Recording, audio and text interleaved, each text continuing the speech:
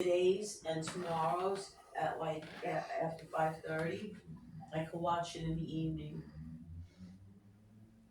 So this way you could do the video or whatever. I can't reach it.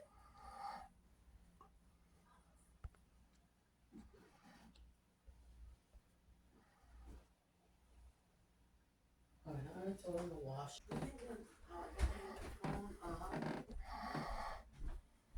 Next week.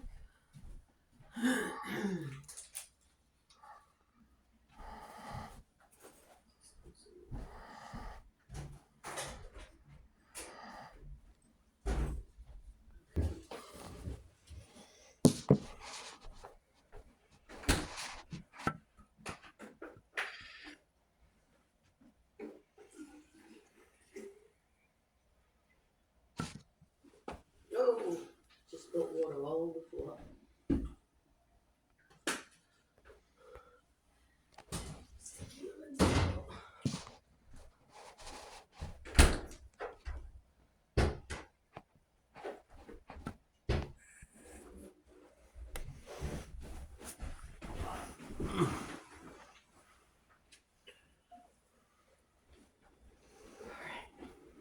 If you're gonna be comfortable here tonight, Yeah, I'll be fine. well, you should be more comfortable here than your grandma's, right? Well, it's like I sleep in the bed, and my back won't be killing me because of that dip. It literally goes like this, goes flat, then in, and I then... think the mattress should be okay for you, especially since it's on the floor and it's not up high. The only thing for you is if you have to get up to go pee or something, it may be like kind of awkward. No, because my mattress in my nursery room, it's box spring and then the mattress, so it is low for me. No, but this is on the floor. Well... And I mean, me being a heavy person, like, I could get up off the bed, but like, I would have to kind of get on my side and then put my hands down to lift myself.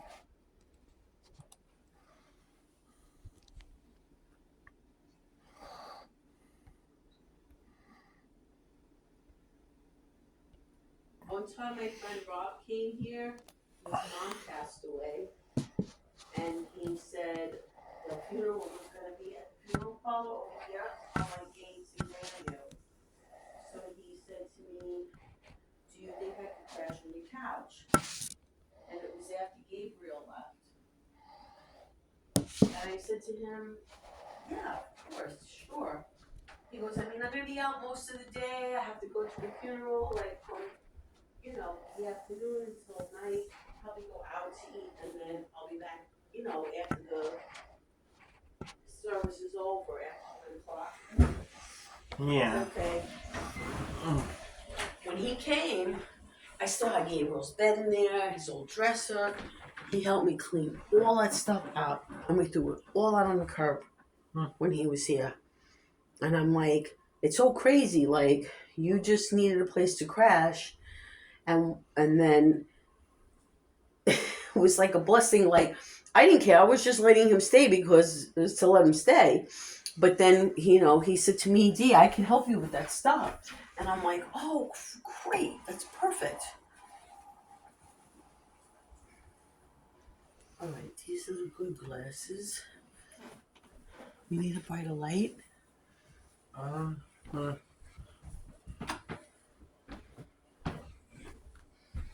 I can move your backrest back now. Man, you got tan in the back. On your back here. Yeah, because from of the when sun. you were in the water. I know, I hate it. It ain't good for me, but... No, but you tanned. You didn't burn. I don't like it, though. I want to vacuum this shit. Like 2 seconds. What they do with the... I don't know where anything is now. Behind the scenes. Just real quick. It'll take me like 3 minutes. Because that bothers me. You have the way. I'm like, I don't want no creepy, crawly things in my house.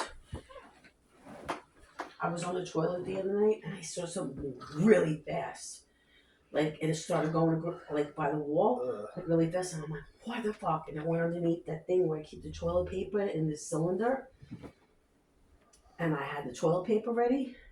And I looked at it. When I lifted it, it looked like a worm and it had arms, and it was like wiggling like a snake, like a little snake. And I'm like, oh shit, I thought it was like a really fast cockroach or something. No. Because I never see cockroaches in my house. I don't see nothing. I don't see mice. I don't see Grandma roaches. has that issue. I don't have that issue here. Because my neighbor is very, very clean. And I'm very clean. Like, yeah, I might eat dinner and I snack in there, but I always vacuum afterwards. I don't eat no crumbs.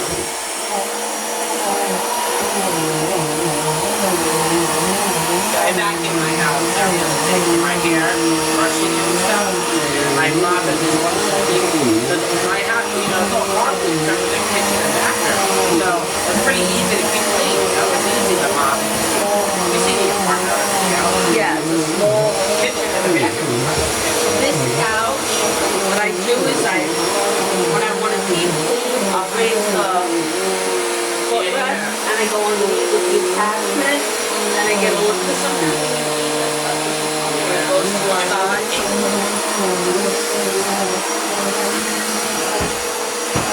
Some of this is just paint stains on it.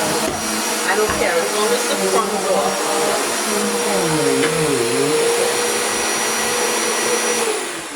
Finito. I feel better now. Man, that thing got so dusty. That's why I was sneezing in there, because there's all dust in there. Hopefully it doesn't bother you, because you're the one who's got to sleep in there tonight.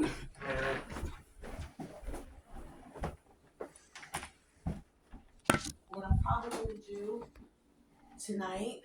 There. Put that there. It's on. Here we go. So I guess I have to move over.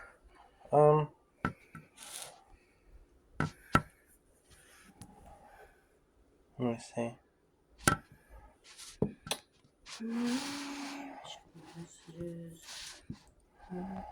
Well, I see the first three cushions. It's up to you. You see the whole couch? No, just the first three. I'm All right, now you're in it. Okay.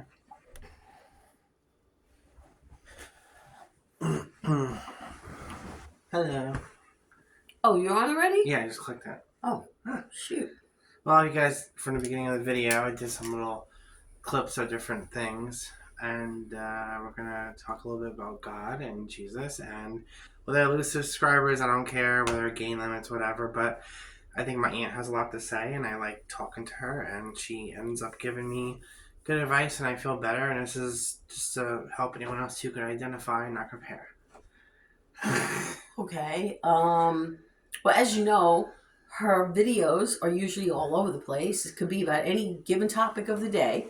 Yeah. Which is kind of fun, right? Like spontaneity.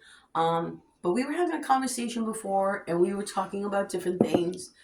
And fundamentally, I've said this before several times to you, that I think that the way that the world is right now, which is kind of very chaotic to say the least, and a lot of us are feeling it, and it doesn't matter which side of the belief system you're on, whether it's left or right. I don't care if you're a Democrat, I don't care if you're a Republican, I don't care, about that. I just think that we all feel unsafe in the world, and that creates this, this feeling of unease in all of us. And basically, like everybody has this opinion that if, this particular person was in an office, that the world would be a better place. And then the people on the right felt that the last 4 years under the previous administration, well, things were really bad, the economy went up, blah, blah, blah. Bottom line is this. For each and every one of us, the only way to find peace in the world is to find peace within. The world is never going to conform to the way that we would like it to be. So we can only try to gain some semblance of peace and stability in our own lives. And that comes by, number one, doing the inner work. kind of not letting things outside of ourselves have so much control over us. And I'm not just talking about politically and what's going on right now with Israel or anything like that. I'm talking about just in general. I mean, there's a lot of crime. There's a lot of bitterness, I think, in the world. There's a lot of unforgiveness because there's so much unrest in all of our spirits.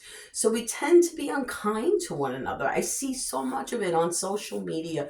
People just, attacking each other because they're on different sides of some belief system, And at the end of the day, it's not about Jews against Christians, Christians against Jews, Muslims against it's people. We gotta stop.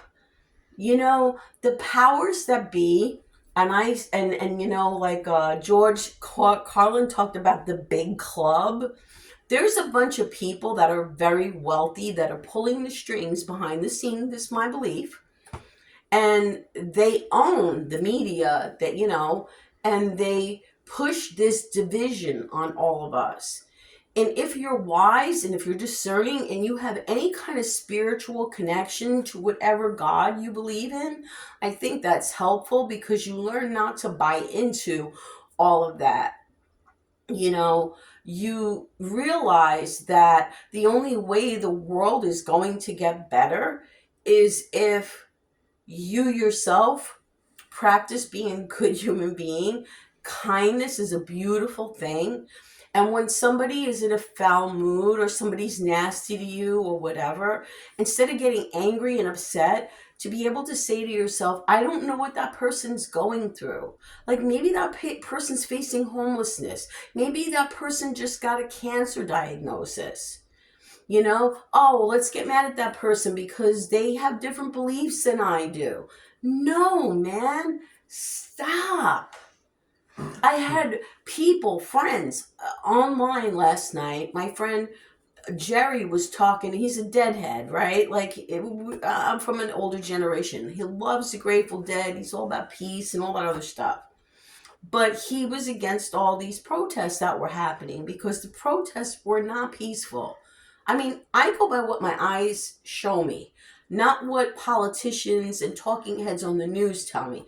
But all that violence, putting other people's lives in jeopardy, it's just not okay. It's not okay, no matter who you are, no matter what your beliefs are. Maybe you hate Donald Trump. That's fine. But you don't have to go out and hurt another human being simply because you don't agree with what's going on. That makes you part of the problem. That makes you just as wrong as whatever you feel is going down right now. And I say this all the time, and with all due respect, I think fundamentally the reason why our country is so screwed up right now is because people have wandered so far from a just generic basic belief in Christian Judeo principles. That's what we're going to talk about. Not just Christian Judeo principles. Every religion basically teaches us the same basic tenements. And that is to have respect for one another, despite our differences. I don't have to hate you because you're Muslim. And I know there's extremist groups out there, and I completely disagree with their viewpoints. I think that living in a free country means that it's okay if you're Christian, it's okay if you're Jewish, it's okay if you're Muslim. As long as you're trying to be a good person and you treat other people with the same dignity, respect that you want to be treated with, that's fine. To try to force somebody to make them think the same way you do because that makes you feel okay, to me that's the real fascist mentality. That's really what fascism is. My way or the highway. So my friend Jerry posts about this, hates what's going on. Have a heart. These guys are out there doing a job. They feel they're doing the right thing. But who gives you the right to go throw stones at them, put their lives in jeopardy? They have families. They have children. Some of them maybe have grandchildren, But the thing that happened was, Remember, freedom of speech is a thing, and we have it because there are people that fought for our right to have that. Not only that, it's our God-given right to have the ability and the freedom to speak our mind at any given place or time with people. Appropriately. You can appropriately disagree and respectfully with somebody. But what happened on Jerry's page when I went last night was all his deadhead friends came on and told him what a general piece of shit he was. And I mean, the other stuff that they said was way worse than that. It was absolutely disgusting how they attacked him simply because he has perspective and a belief about something. How many of you have a perspective or belief about something and have been attacked by somebody else in a hateful, disrespectful way?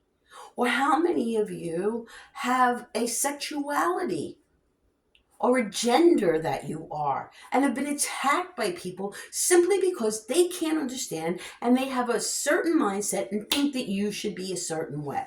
And if you're not the way they think you should be, then you're on the outs, you're bad news. That whole mentality is just what's making us all miserable. And that's why I was telling her about how I went from Judaism to Christianity to now practicing witchcraft, because the people of the Christian churches and faith and the Jewish people don't like me if they knew the real version of me, and that's all I'm gonna say, and it just hurts, and it's just like it's hard to belong to a religious group, family, friends. It'd be nice to have Bible study, it'd be nice to have sisterhood, brotherhood, whatever you want to call it, and unfortunately, I don't go the Christian way or even Judaism because it's more about how you look, how you dress, you gotta donate money, you have to look like this, you gotta have 10 kids and live on welfare, and they accept that, they wouldn't accept me, but and the hypocrisy. there's a proof to this. There's a hypocrisy behind all of that, and it's that when a human being judges another human being, because guess what? We all have things that we do wrong. Sometimes I have potty mouth, because I'm having a bad day or, whatever. Just think of anything that people can do that's not okay, maybe in the sight of God. But who is one person to judge another person? I believe we have one God. Okay? But everybody's fighting over what his name is. Everybody's fighting over the Muslims want to kill all the Christians, wipe out the Christians. And then you have Sunni Muslims that want to wipe out other sects of Muslims because there's different sects, sects, of Muslims. And it just breaks my heart, And I mean, I listen to a lot of Anonymous, the group Anonymous, and I really believe that we're in big trouble because we have bought into the Great Divide. That saying, that simple slogan, united we stand, divided we fall. That just doesn't pertain to the United States. It pertains to the whole world. And if you keep looking out of your ego and sitting on your high horse and judging other people and making other people wrong and yourself right, or you're better than this person, or they think they're better than you, or they're judging you because you practice this or that, it's never going to get better. Myself, I am Christian, but I am not a religious Christian. I don't ascribe to any particular religion. So you're not a fundamentalist. I'm just basically a born again Christian. I believe in Jesus Christ. I believe he is the Son of God. And the reason that I believe that is because of my own experiences. I'm not forcing that on any of you. I'm just sharing what I believe. And what I believe is that Jesus came into the world. And remember that Jesus was completely against the religious rulers. Think about it. The Pharisees, the Sadducees, They had all these rules and laws about how you should eat, how you should dress. If you did this, you were unclean. If you did that. Yeah. And none of that was even in the Bible. There were just this bunch of religious people putting all their man-made beliefs and whatever on other people and then punishing them when they didn't follow it. Like the churches do today. But just like the churches today. So I started to have... I was part of a religion at one time, and I really got tired of it because I was never going to measure up. Never going to measure up. And how many of us have felt like we can never measure up? Whether it's you grew up in a dysfunctional family, could never measure up. You know, you were in a relationship with somebody. Maybe you were a guy and you treated this woman like, you know, like just like a beautiful thing. And it was just never enough. Or how many of you have been good parents to your children, but it's like they're just ungrateful. It's never enough. That's another bad thing that happens with us because we separate ourselves from each other and forget that the Jesus, to me, is just love. It's about love. God is love. And when people start to understand that that's what really God is love, and the more, that inner time here on the planet Earth, we have to learn how to love. We're here most fundamentally to learn how to love. You know, you hear about these stories that people post on YouTube and other, social media platforms, etc. Books have been written about near-death experiences, right? Yeah, I've heard. And in those near-death experiences, there is so much commonality between the experiences that people have. And what they share is this great big light that they see, right? And they say they experienced so much love, and it was so warm and beautiful. They didn't want to. They felt safe and happy, and they didn't want to come back. But they saw their loved ones, or they saw God, or Jesus, or angels. Right. That love that they felt was God. So that's essentially what God is. God is love. And that's why we have all this garbage. People have wandered away from God. People have wandered away from love. First of all, a lot of us don't know how to love ourselves. And what happens when we don't love ourselves is we fall into patterns of codependency. We fall into patterns of trauma bonding with people who have so many unresolved issues. Yeah. So first and foremost, we need to work on ourselves and heal our own hurts and not look for other people to do that for us. Think, when I have a boyfriend, when I have somebody to love me, I'll be happy. Not going to happen. Not in this lifetime. Like, heal yourself. Learn how to be happy within yourself, with the person you are. I mean, can you be alone? Can you be happy with your own company? Do you love yourself? Do you take care of yourself? When you feel like you really are at peace with yourself, then and only then are you ready to really have a healthy relationship with somebody else. Because here's the deal. In today's society, what do most of us do? And I'm guilty of this. I've done it in the past. Go to clubs, go to bars, drink, have premarital sex, go on social media, sell yourself nude pictures, and a lot of the, I'm going to say it, feminist or modern women today. And I don't do this. I have my own faults, but it's not that. But a lot of modern women, manipulate men, use them for credit cards, and manipulate the system. They can go on and on and on, and it's just... It's just a lot of unresolved issues within the people that go out and do these things. But fundamentally, what I was trying to say is that when you really get to a place where you're good with being still with yourself, where you can stay home on a Friday night and not feel like you're missing out on anything, because your happiness should not come from another place and person or thing. Your happiness has to come from within. And me personally, that starts with my relationship, how spiritually connected I am with God. You can call it your higher power. You can call it whatever you want, what works for you. And for me personally, having a relationship with God gives me a sense of purpose and meaning, what my life is about. What would you tell people, like, how do you start that process? They only want, like, for myself, I've been through religions, I study religion, trying to, like, for me, I'm trying to comprehend Jesus. Like, I don't hate him, but it's hard for me to comprehend, because being more Jewish and raised that way, it's hard to focus on him like the Son of God. I look at him like Moses was a prophet, or, you know, it's hard to mentally, like, I hear stories, but, like, the point I'm trying to say, like, Okay. I can't tell anybody else how to do that process because for everybody, it's totally what different. worked for you? For me personally, I was raised as a Catholic, Okay. an Anglo-Saxon, white American chick, grew up in, a family that told me I need to go to Catholic church, and I did. I obeyed mom and dad, grandma and grandpa. And when I was a kid, I always had an inquiring mind. I used to raise my hand and ask questions. And I asked a nun one time to explain the Trinity to me. And she told me that it was a mystery. And I said, if it's a mystery, then it doesn't make any sense to me. Oh my And God. I She needed an snatched you good. explanation.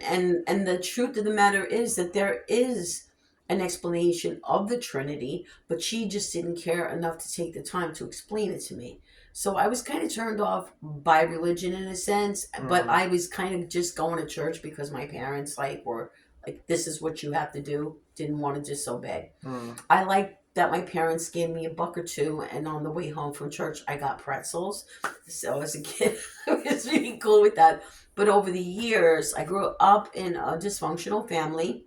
Not blaming my parents. My parents did the very best they could. They were good people. It's just that they had trauma from their childhood. So if you're, an adult child and you have parents and you've got issues with them, God, man, extend your parents grace.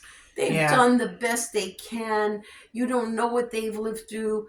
Maybe some of you were abused, and I understand you need to have boundaries with your parents, but your parents had trauma too as children, and they did the best they could with the way that they were raised and taught. Yeah, I have similar experience, which I'm not gonna get into. That's too personal, but yeah, no, she's right. I totally get it. I mean, I always say, if you were, like, beaten by your family and you were drug addicts and drinking, I can see you distancing yourself and having boundaries. Yeah, like but, if they still are and yeah, they're and they were toxic. doing it your whole life from, like, a child to a grown adult, then distance yourself and just say, kick rocks, bye. But if you have a loving family and you can work things out, stay home, pay half the rent, live with your family, don't just grow up to be, oh, I gotta be independent and get a white picket fence and 5 kids and a wife and a husband and who. No. There's no need to grow up and rush because society standards tell you have to do this. Do what's best and what works for you. Right. I mean, right now we're just kind of free associating, right? Well, Like that's whatever. we're just talking, right? And sometimes some of the best things come out when we don't plan out our conversation. So we're just free floating here. So, if you're cool with free floating with us, thumbs Yeah. up. Thanks, if you hung around this far. But what I'm saying about your parents, listen, if you have a kid, you're going to find out it doesn't come with a instruction book, and you're going to make mistakes along the way. You're going to go through things in life like we all do, and you're going to make mistakes, and sometimes those mistakes that you made affect your children and hurt them. But if you're a parent that loves your kid, man, you don't do any of that on purpose. You're doing it because you're going through something and maybe you haven't grown through it yet. Because we either go through things or we grow through things. And some people just go through things for like a long time and never grow through them. And so that can be hard on a child, like a child watching their mother being abused by their father, right? So if you grow up in a family like that, you go out into the world and you don't have a good sense of self-esteem and self-worth, or you go out into the world and you don't know what love really looks like, so you make bad choices for yourself. Guess what? You have a kid, you're going to make mistakes too.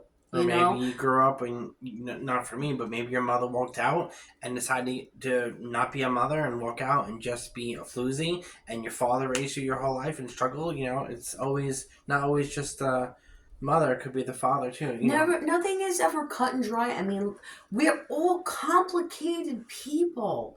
We all come with baggage and experiences that have caused us a tremendous amount of pain, and we carry and we carry that pain with us. And the thing is, our parents, like my parents, never went to therapy, never had the time to work on themselves because they were too busy raising a family. Maybe your parents didn't either. So I don't know. I just encourage you to try to extend grace to your parents. No, they love you with so much love, but they're just imperfect people. And sometimes, as a grown up, you have to learn to detach with love from your parent. Just love them, love the best of them. And when they're having whatever it is that annoys the crap out of you, learn how to detach from that. Well, maybe your parent suffers from depression. And maybe that. Or a mental disorder like myself. Yeah, and like maybe it's hard to be around that for you. Like, I get it, man. I get it. But can you love the best of a person and just simply say to yourself, this person's struggling and it's not about me. It's not about you. It's just they're imperfect and they're struggling. We all want to be loved, seen, and heard, you know? And maybe you need to take a time out when a person's having a difficult time. I went through a period of time. My father, when I was younger, was super, super critical. I don't know that ever changed. And it was really hard for me to be around my dad because the minute I walked in the door, it was negative, negative, negative. Why can't you be more like this or that? And da, da, da, da. So I didn't have a good relationship with my dad. Guess what? I went into recovery. I was working on my spiritual self. And one day I prayed and I asked God, well, I said this to God: God, the way that I'm seeing my father, my perception of my father, is causing me a lot of pain, and it's causing a separation between us. So, can you help me to see my father the way you see him? And it didn't happen overnight. But one day I was sitting at a meeting with a bunch of women, and this woman raised her hand and said, the only one thing that I know for sure that heals is love.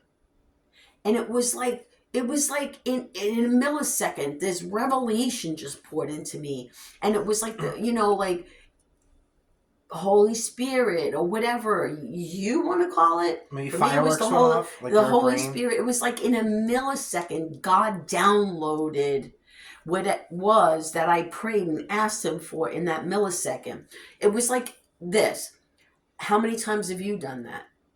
Excuse me? What? Criticize other people or try to force people like, no. Like you should, go into this field and, you'll make better money. Isn't that better? And I'm like, yeah, I've done that. Why? Why did you do that?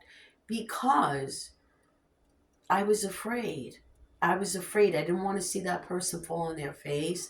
I didn't want to see them go through difficult times. I didn't want to see them suffer. And then God said to me, that's the only way your father knows how to love you is through his fear for you. I think there's a book out and it's called something about, I'm trying to think of the name. I discussed this with my therapist a long time ago. But it's like fear is what keeps us from loving, or communicating it in a really healthy way. So my father's love for me was fear-based. And it was because he just didn't want to see me fall on my face. He didn't want to see me mess up my life. But you know what? The bottom line was, I wasn't okay with myself. Because if I was okay with myself, my father's criticism of me wouldn't have bothered me. But I got to a place where, I got my master's degree. I got into a career. And then I was good with myself. My father's opinion of me didn't matter anymore. His criticisms didn't matter anymore. But I just was able to realize that my father absolutely did the best he could to love me in the way that he knew how. Sometimes people can only love us the way they know how. And because of their own lack of knowledge, lack of wisdom, they're stuck in their ways. Lack of communication skills. It's just extend them grace. My father did some things, said some horrible things to my son when I was over at his house. My father was starting to experience dementia, and he cursed at my son. I didn't want to stay anymore, because what kind of mother would I be if I allowed, an adult to verbally abuse my son? And my father said, "You're leaving?" And I said, "Yeah." "What happened?" Now, I could have went in on my father and said, "That's messed up that you did that. You don't have no right. I'm not coming here anymore," and all that mess. Here's the bottom line. I can't change my dad. We cannot change other people. We can, especially the people we love. We can't change a lot of things. And sometimes we can't even change our circumstances. We can't change the world the way that it is, because you can't force people to like you or be your friend either. My experiences. We can only change ourselves. And whatever experience we're having that's uncomfortable, there's a lesson to be learned. And when you get to a point where you can say to yourself, there's something that I can learn from this. This is uncomfortable. And instead of pointing your fingers at the circumstances or the other person who you feel is rubbing you the wrong way and just putting a label on them, toxic, narcissist, abusive, selfish, whatever, you can take that label off and just say to yourself, I don't want to do that. I don't want to do that. That doesn't feel good. When I'm negative about somebody else, I can't feel good, So when I was leaving my dad's house, I wasn't going to get into it with him. And I just said, "No, Dad, everything's fine. It's just something came up and I have to go." Why? Because I can't change my dad. I loved my father. I spent time with him. I enjoyed time with him. But when things got kind of weird, or, things happened that made me feel like I didn't want to be there, I made my exit. But I did it politely and with respect towards my dad, because I believe that we should honor our parents. And I left, and I went out with friends that night, and I had a great time. I went to Battle of the Bands. But my point is, I could have went another way. And how many times do we just get mad at people because they're not doing what we want them to do? They're not saying what we want them to say.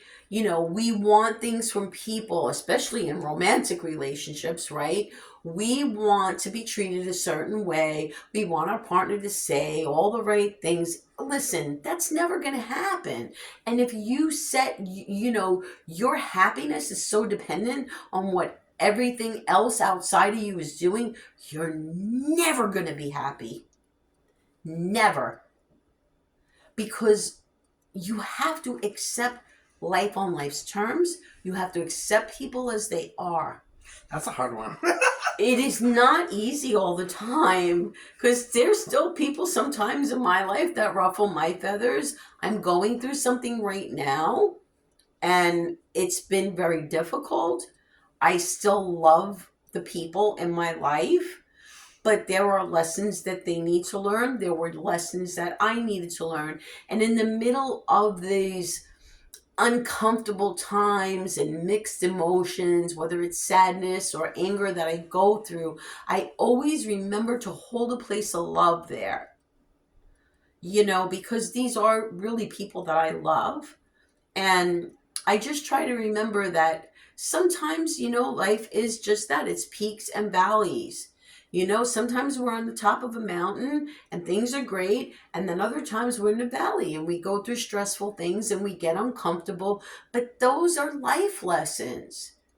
They don't have to be called hardships. They don't have to be whatever negative spin that we want to put on them. They're opportunities for us to learn some really valuable lessons and become better people, better equipped to love ourselves and take care of ourselves, and also to be kinder and more loving to others. You know, we're all on this journey together. And we all really basically want the same things. Again, doesn't matter which side of history you're on, you know, whether you're a liberal, whether you're a MAGA or whatever, none of that stuff matters. I'm so glad we're not on the computer and I can't see people making really rude comments right Yeah, that's now. when we go live. This is Because just a I video. hate that. I find that so distracting. And there's always that one person that comes on and Yeah. say, "Why do you hate all black people?" And I'm like, dude, chill. I come from a biracial family. Or they comment on me, why did you take a picture of your poop and send it on TikTok? That was years ago, and apparently, you know, no one realizes it. I do have dissociative identity disorder. I don't need to prove nothing and show documentation. That's my personal business. That's It is another what it thing. is. People have this negative view on people that have mental disorders. Like myself. Okay?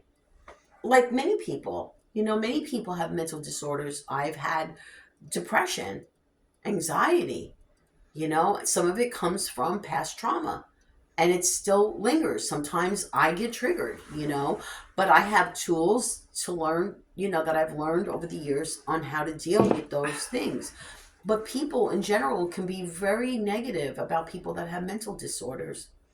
You know, maybe some of you have had, you know, people judge you or think bad things of you. People, I found that most people, and I can say this, I've had 3 or 4 very, very close friends that are bipolar. And can I tell you something? They were the sweetest, kindest, most loving people that I know that would give you the shirt off their back. Those people, unfortunately, went through a lot of trauma in their lives. I mean, this is piggybacking off of the whole parent spiel. The same premise. It's In the like, beginning of the video, if you watch it. you know, extend love to people. Understand that everybody's got something inside of themselves that they're struggling with. Again, I'm a Christian. I believe in Jesus Christ. Why? Yeah, talk about God. I have had experiences. I mean, I've experienced miracles in my life. Sometimes they happen 2 minutes to midnight, where I was like, you know, I reached the Red Sea, so to speak, and there was no way forward. There was no solution to a problem in my life. Maybe I was facing homelessness. That happened to me twice in my life. You know, there was just no solution. And it was almost like, you know, I mean, that's a painful place to be, right? It's a really stressful place to Nobody be. wants that. You guys don't want that. We don't want that. And sometimes you find out who your real people are, your real tribe is. Like people that walk out of your life or don't offer to help you or wait for you to ask them to help you.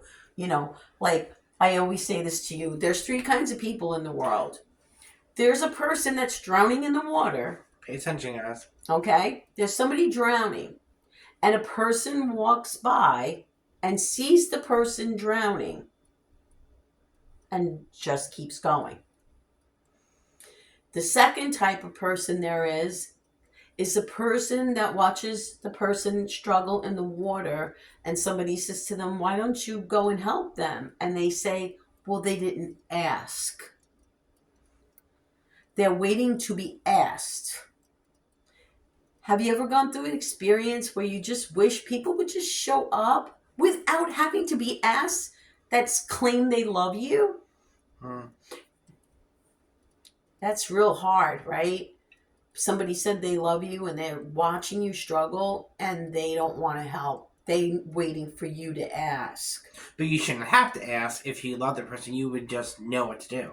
I think that if you love somebody, love is an action. It's not a word. If somebody consistently tells you they love you, but they don't do anything when they know that you're drowning, that's not somebody that's acting like they love you, is it? Here's the third person, and I'm sure we've all experienced this. There's the person that not only sees the person drowning, isn't waiting for them to ask for help, but takes out their camera on their phone and films it and posts it on social media to get likes. They take somebody else's pain and they post it on social media to gain followers, to gain popularity, and sometimes even money. Not cool, man. Those are the three different types of people there are in the world. Which one are you? We all have a choice which one we want to be.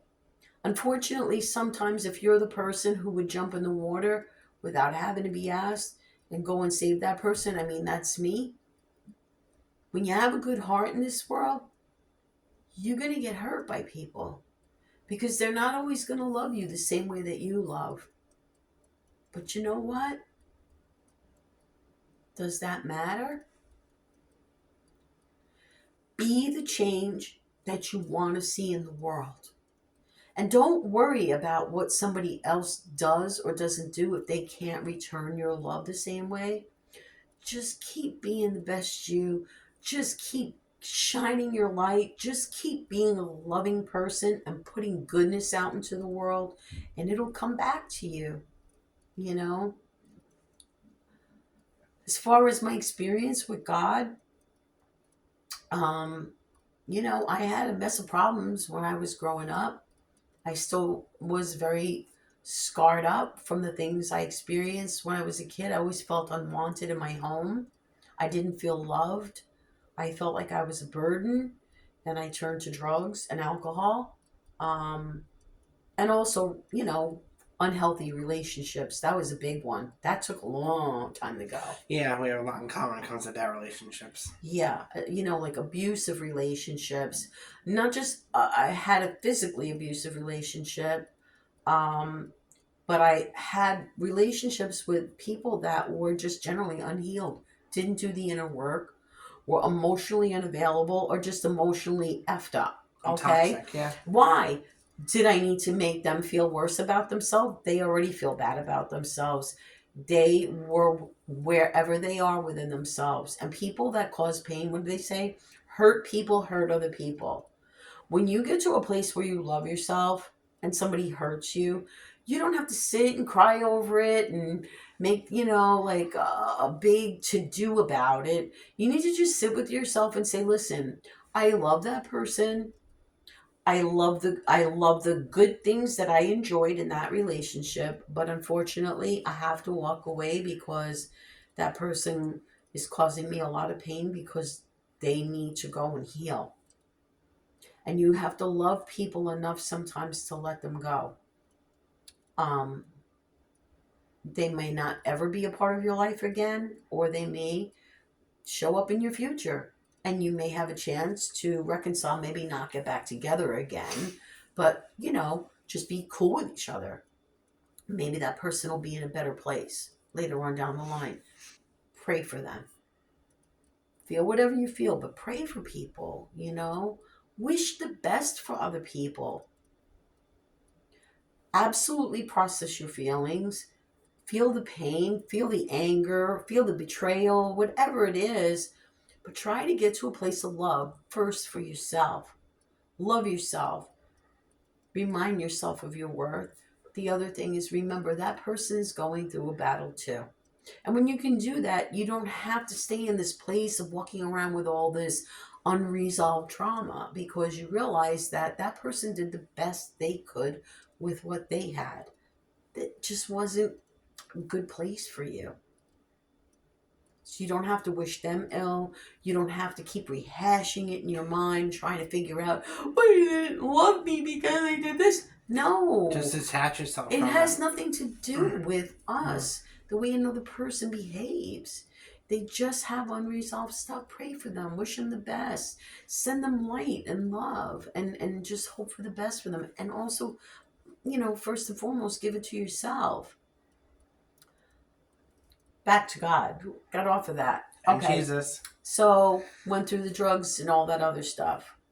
Relationships were my biggest downfall. Always picked very unhealthy people. And I'm going to tell you why. Because I didn't love myself. I thought I did. Because I was always this tough chick. I grew up in New York. So I come across as very strong. You have to be. You live in New York. You've got to be strong. And sometimes, in the era that I grew up in, you had to be street smart and tough and all that. But emotionally, I was stunted, you know? I didn't know the things that I know today. And it took me going through all of that pain for me to become the person I am today, to understand the things that I understand today, to be able to see the world and see people the way that I see. It's a process. And it's not an easy process. It's a painful process, but then when I share stuff like this with other people, I think to myself, wow, and I'm not bragging on myself. I just think, wow, look at how far I've come, look at all the valuable lessons that I've learned, you know, and I try to extend those things, especially to my children or close friends, people that are struggling that I know. Hey, I hate to watch other people in pain or struggle. Um, but my prayers were always to Jesus. And one day I was in the produce aisle in a supermarket. And I know it's going to sound really corny and kind of simple or whatever. And you might think it's a coincidence, but I don't believe in coincidences. But I was going through this like really stressful, hard time. I was a single parent. And I'm in the produce aisle and I just felt awful. Like I just felt like the weight of my body and the weight of my spirit that day. And I'm walking through the produce aisle and I just said a quiet prayer internally. And I said, God, could you please just let me know how much you love me? If you would just let me know how much you love me, I'll be able to get through this. The time my mom was gone, my dad was away, you know? I mean, we need to have this connection to something that's greater than ourselves. And for me in that moment, I didn't expect an instant, answer to my prayer. I said, if you could just let me know how much you love me. And I go about my grocery shopping, and all of a sudden this song comes on the radio, and it was by Carly Simon. Some of your viewers probably don't even know who Carly Simon is because I'm much older than I don't even know you who they all. are. But there was song was I forget what the name of it is, but you could type these lyrics into a Google search. You just type the words and then write lyrics and it'll come up and you can watch a video of it or whatever. But the song goes something like this. I think it's called I Haven't Got Time for the Pain. And the song comes on and I know it, but I never really heard the lyrics and they really didn't have any meaning to me until that moment. And what she said in the song was, suffering was the only thing that made me feel I was alive. Thought that's just how much it costs to survive in this world. Till you showed me how to fill my heart with love, how to open up and drink in all the white light coming down from the heavens. And at that moment, I just burst into tears. They weren't unhappy. They weren't unhappy. They were tears of joy because in that moment, that was an answer to my prayer. And I was grateful that I had the awareness that that was God, the God of my understanding, answering my prayer. You know, so at that moment, I realized, wow, like I said this prayer, got an answer from God. I need to just know God is there, and my situation turned around for the better. Everything totally worked out. And there have been many times, and I've had many circumstances like that. One time I was trying to find a job, and I'm like trying to get my resume out there, trying to get my foot in the door as a teacher. And I couldn't find anything. And I went to my son's school, and his assistant principal told me that they had put a freeze on hiring anything, even substitute. No teachers, no substitutes. And I'm like, what am I going to do? So we go to church that Sunday. Pastor gets up there. I have no idea what the man's going to talk about. And he says to the congregation, how many of you are looking for a new place to live right now? How many of you are looking for a new car? How many of you are looking for a job? Coincidence? And he said, let me ask you a question. Have you asked God where he wants you to live? Have you asked God where he wants you to work? And I'm like, man, oh man, oh man. Simple stuff for idiots like myself. So I paused in that second and I said to myself, that's what I forgot. I needed to surrender it. I needed to let it go. I did everything I could. Again, another Red Sea moment, right? Like, no way forward, no solution to my problem. And I realized after that sermon